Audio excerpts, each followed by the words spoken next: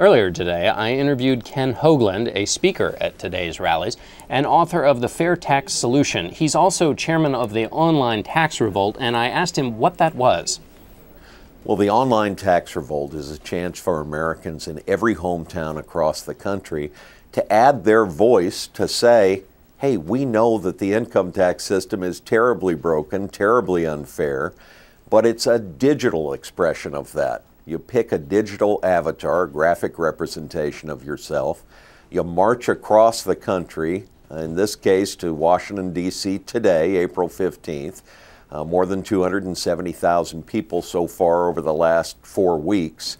And there you join live tax protests and add your voice to this growing American chorus that we don't want this kind of a tax system. We know it bedevils every taxpayer. It's too complicated, too expensive just to obey the law, and terribly unfair. And we want something better. It is flat taxers, fair taxers, Reagan tax cutters, all of the tax reform ideas, and everyone who just knows something has gone terribly wrong with our government, and the income tax system is what fuels it. Tell me about that split, though. You can get a lot of people to dislike the tax code, but there has always been difficulty then on getting people to agree on the different kinds of remedies. Right. And that always seems to be the hang-up. We come around every year and we all complain about the tax code, those of us particularly who have to fill it out ourselves. Right. And then we have this question of, well, but do we have a VAT? Do we have a flat tax? And, right. and so how does that problem get solved? You are so right. That has always been the problem up until now. The online tax revolt represents a kind of a wonderful development. It is a bringing together of all of the different tax reform ideas. We haven't quite sorted out which is the best one yet. I passionately believe that it's the fair tax, but I respect Steve Forbes and Dick Armey and all those who embrace the flat tax. I really look back at the history and see what Ronald Reagan did to simplify the tax code. We'll get down to what the best solution is later. The wonderful thing that's happening right now is we're putting aside those differences because we're united by the more important idea that this tax code is broken and must be fixed. And given the self-interest in Washington, it will not be fixed unless we all come together and put that kind of citizen pressure on our legislators. I want to ask you about self-interest in a moment, but let me, there have been some polls that show that a majority of Americans, 62% I believe in one recent poll I looked at, thought the taxes they paid were fair. In a CBS poll, a recent poll we did of Tea Party supporters, a majority thought the taxes they paid were fair. What do you think accounts for that? Well, I'm not sure. Could it be that 48% of the population aren't paying any income tax at all? Maybe that affects it. But there are so many federal income tax. Federal income tax. There are so many obvious just examples of how broken it is. You just mentioned the headache of filling out your tax forms. That cost us all $310 billion last year before we ever paid a penny of tax.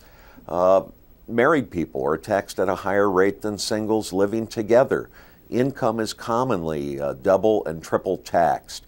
We're giving foreign producers an advantage over the Made in America label because of built-in taxes in the cost of American products.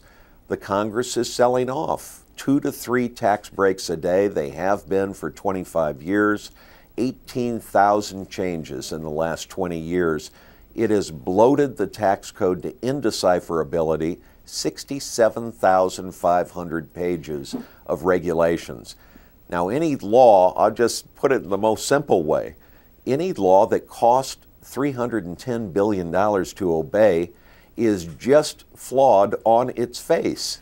When getting back to your notion about self-interest, the reason in a lot of cases that the tax code is so huge is that everybody wants their little special piece of the pie. And right. One of the reasons the tax conversation breaks down a lot of times is that if you talk, say, about a flat tax and you say to people, well, your mortgage interest deduction will disappear, or the tax treatment for corporations that provide health care would disappear in a system that kind of took out all the old special deals and tried to build from scratch. And people tend, when they hear that, perhaps in the mixed up way it gets translated in the modern media, they think, oh my goodness, I don't want to lose the benefits I get for deductibility of my mortgage interest.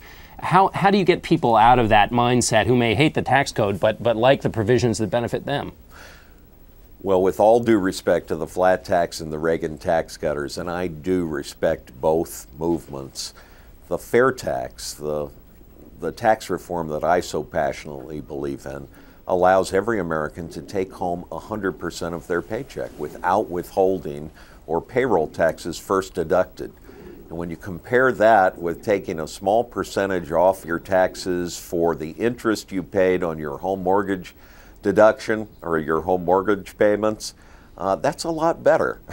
If everyone takes home everything that they're earning, we permanently stimulate the economy. We lift taxation off of labor, savings, and investment. Those are the things that make the economy grow. And Nobel Prize winning economists and 80 others have said, you go to the fair tax, you're going to see somewhere between 10 and $15 trillion of private investment come flowing into this country right away. Well, that translates to we all go back to work. We are the most productive workers in the world.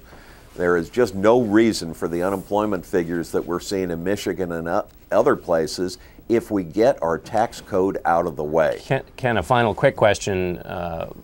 Paul Volcker has suggested, one of the president's economic advisors has suggested looking at a value-added tax. What was your reaction to that? A bad one. Value-added tax is the darling of most European countries. Mr. Volcker and apparently people in Mr. Obama's administration are looking at it on top of the income tax. That is unthinkable. It hides the tax inside retail prices. We are already taxed enough. Let's just put it in a simple way. It takes money out of the economy that could grow the economy and get us back to work and gives more money to government.